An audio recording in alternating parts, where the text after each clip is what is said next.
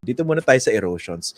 Kinuha ko na yung wording ng Pulse Asia because alam ko yung pinanggagalingan ni Prof. Ronnie, no? Bilang isang veteranong pollster. Paki-explain nga yun kasi minsan yung ibang mga pollsters na baguhan, they tend to exaggerate the language interpretation, for instance, at lalo na-amplify when it comes to media reporting, no? Kaya ang ginamit nyo, significant erosions dun sa trust and performance ratings ni BBM tsaka ni VP Sara. Can you talk more about this?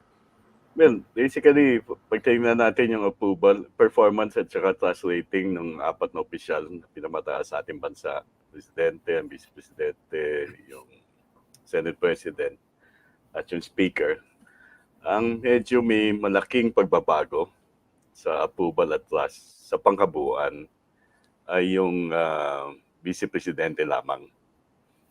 Pag sinabi natin approval, kasi 9 percentage points lagpas dun sa margin of error from survey to survey na hindi dapat lalagpas ng 5 puntos.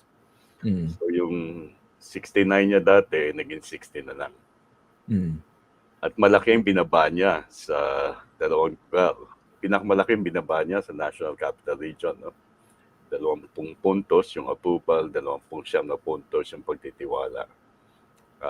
Dati-dati medyo mataas siya dyan kahit si BBM, mataas din siya sa NCR, pero dandahan bumababa.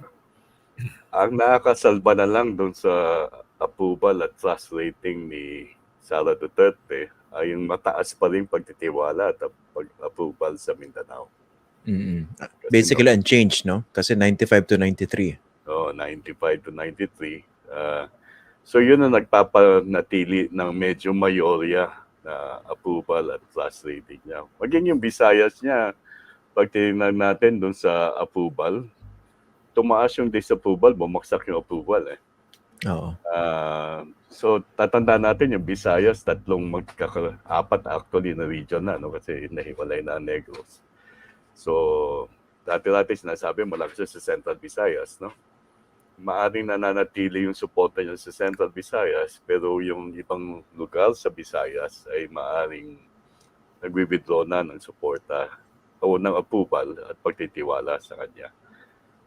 Yun ang nakita natin din sa survey. No? Hindi masyadong gumalaw yung kay BBM, ngunit hindi na mayorya yung approval niya. No? Kalahati na lang. Ang isa pang medyo bumaba yung trust si Senate President Chis Escudero. Pangkaraniwan naman yan sa Senate President kasi mahirap dyan. Pag Senate President ka, yung iyong pagtitiwala siya batay sa nangyayari sa Senado. Na alam siguro ni Senedo, Christian, alam mo rin, kung ikahambing natin sa mababang kapulungan, ano nangyayari sa mataas na kapulungan.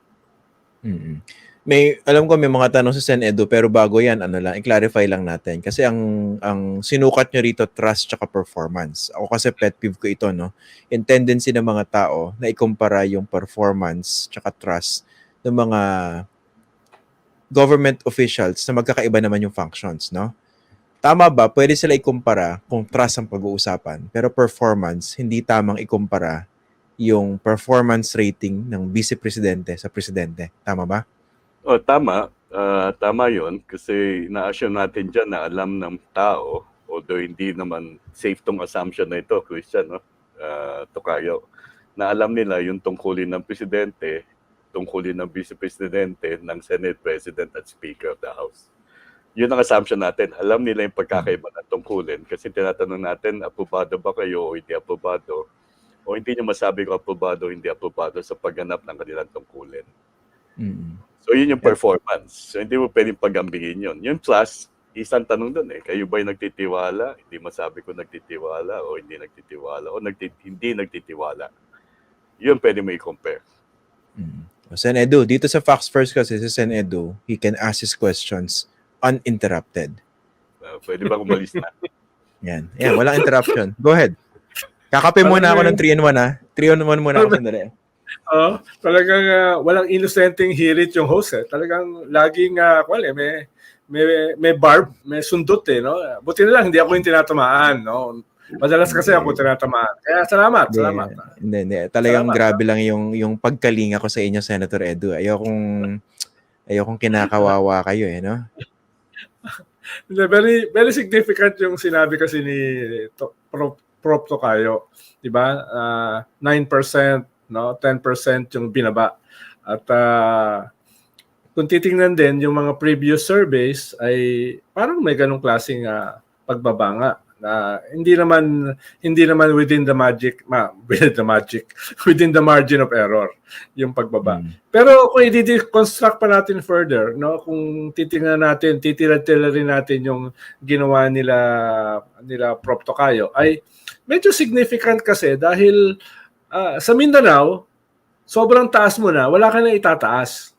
Ibig sabihin, hindi ka na pwedeng tumabo ron para dagdagan yung iyong ratings, no? Habang doon sa iba, significantly bumababa ka. Halimbawa, NCR, 28%. Significant yun. Diba? Yung pagbaba mo na yon. Yung 9% na pagbaba mo sa Visayas, na dati ay bailiwick mo, medyo significant yun. Baka yung Luzon, hindi ganun ka-significant dahil hindi mo naman strong point talaga yon, no? Pero yung Visayas, bababa ka ng 9%. Tapos yung NCR, na siyempre, sentro yan. Yan yung population base ng 28%. At yung sa D, bumaba ka ng 10%. 10%, no? Kahit hindi ganun kalaki yung binaba mo sa E, hindi naman ganun kalaki yung E or yung ABC. Yung D yung pinakamalaki. Ilan bang percentage yung D, Prof?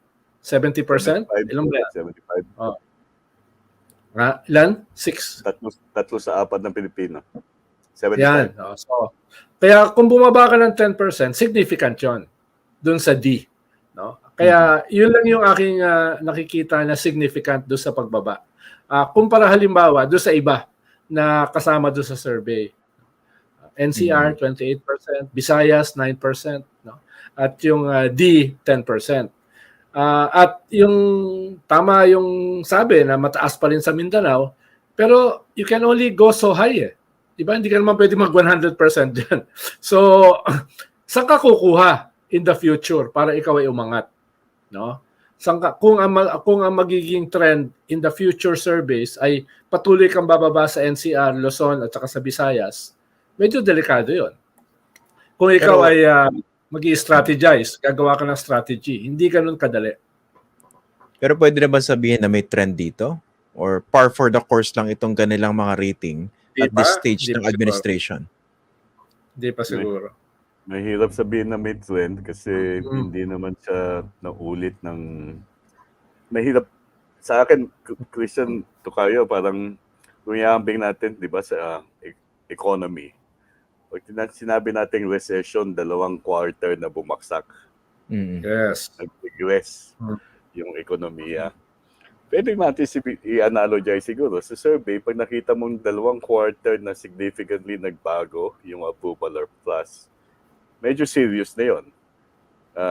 For example, no time ni Pinoy, may mga fluctuation. Pero hindi nangyari yung 2 quarters bumaba, kung ako yung magtatandaan, except after Mapasapano. So yun yung 2 quarterly survey na bumaba ka, yun ang masasabi mo parang may trend, Christian. Dito wala pa. Ito, 1 quarter. Although nakita na namin yung pagbaba ni Sara at one point at ni BBM in a prior survey. Hindi ko na matandaan. No? Earlier, I think it was last year. But this is the second significant change in terms of her approval at plus. Yun yung...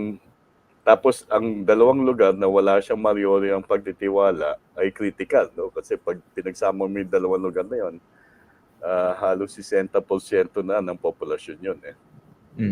Yan yung NCR at Balas of Luzon. Kasi ang NCR, ang aming estimation, mga 12% of the total population. Yung Balance of Luzon, para mga 45%. Pero kung Prof, kung ikaw si BBM or si Sara or handlers nila, should this be worrisome, itong latest ratings nila?